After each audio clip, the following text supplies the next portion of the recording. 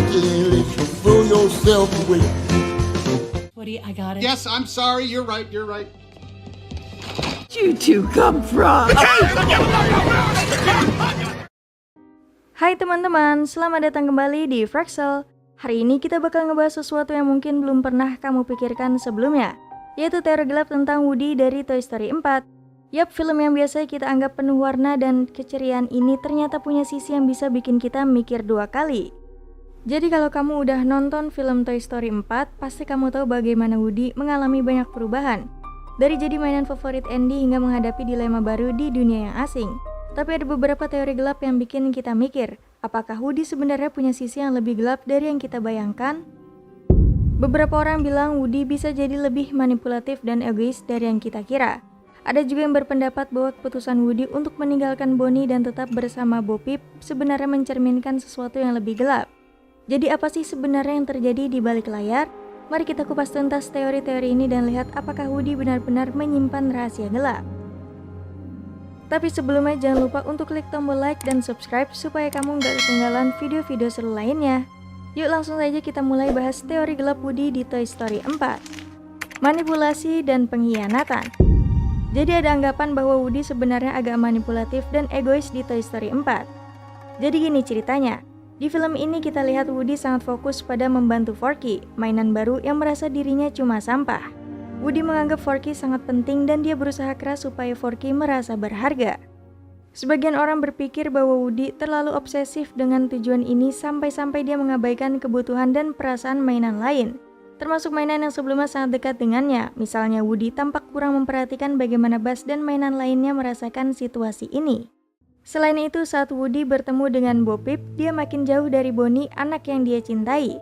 Woody malah memilih untuk tetap bersama Bo Peep dan mengikuti jalan baru yang dianggap sebagai petualangan. Keputusan ini dianggap sebagai pengkhianatan terhadap tanggung jawabnya sebagai mainan Bonnie.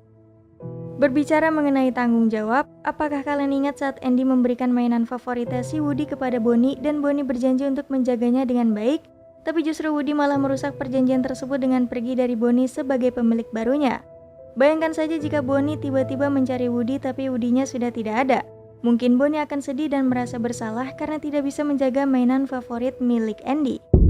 Jadi teori ini bilang bahwa Woody mungkin sebenarnya lebih peduli pada misinya sendiri ketimbang hubungan dan tanggung jawabnya terhadap mainan lain atau bahkan Bonnie. Clean your joints on Thanks, Woody, I got it. Yes, I'm sorry. You're right. You're right. It's called loyalty. Something a lost toy wouldn't understand. Did go to kindergarten. I knew it. You're trying to guys, get listen. Bonnie in trouble. No. Dia mungkin terlihat sangat fokus pada satu tujuan sampai-sampai dia membuat keputusan yang agak egois dan mungkin memanipulasi situasi untuk mencapai apa yang dia inginkan. Woody sebagai mainan yang terasing. Di film ini Woody mulai merasa nggak cocok dengan hidupnya sebagai mainan. Dia dulu sangat berharga bagi Andy, tapi setelah Andy tumbuh dewasa dan Bonnie menjadi pemilik baru, Woody merasakan perubahan besar dalam hidupnya. Dia merasa seperti tidak lagi memiliki peran yang jelas. Sheriff. Okay, my choice. What are you doing? We gotta go. You don't want to be late for kindergarten orientation, do you? Like a broken record, but Bonnie's not Andy. No, of course, I get that. But if you would... Woody merasa terasing karena dia tidak lagi menjadi mainan favorit seperti dulu.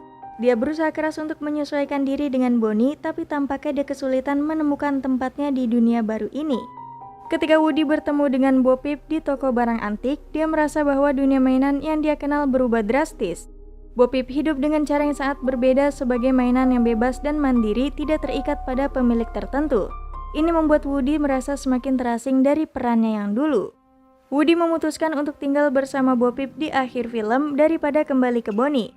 Keputusan ini menunjukkan bahwa Woody mungkin merasa tidak lagi terikat dengan tanggung jawabnya sebagai mainan Bonnie dan lebih memilih untuk mengejar petualangan baru yang dia anggap sebagai kesempatan untuk menemukan kembali identitasnya. Nah, jadi itu dia teori gelap tentang Woody di Toy Story 4. Dari ide bahwa Woody sebenarnya terjebak dalam penjara emosional mainan, sampai anggapan bahwa dia mungkin menjadi pengkhianat, semua teori ini bikin kita mikir dua kali tentang karakter yang kita kira sudah kita kenal baik. Jadi, apa pendapat kalian? Apakah Woody benar-benar menyimpan sisi gelap yang enggak kita lihat di permukaan? Atau mungkin semua ini hanya imajinasi liar kita yang kebawa suasana? Jangan lupa tulis pendapat kalian di kolom komentar di bawah ya. Kalau kalian suka dengan video ini, jangan lupa untuk klik tombol like dan subscribe biar kalian nggak ketinggalan konten-konten seru lainnya. Dan kalau ada teori atau film lain yang ingin kalian bahas, kasih tahu kita di komentar juga. Terima kasih sudah menonton dan sampai jumpa di video berikutnya.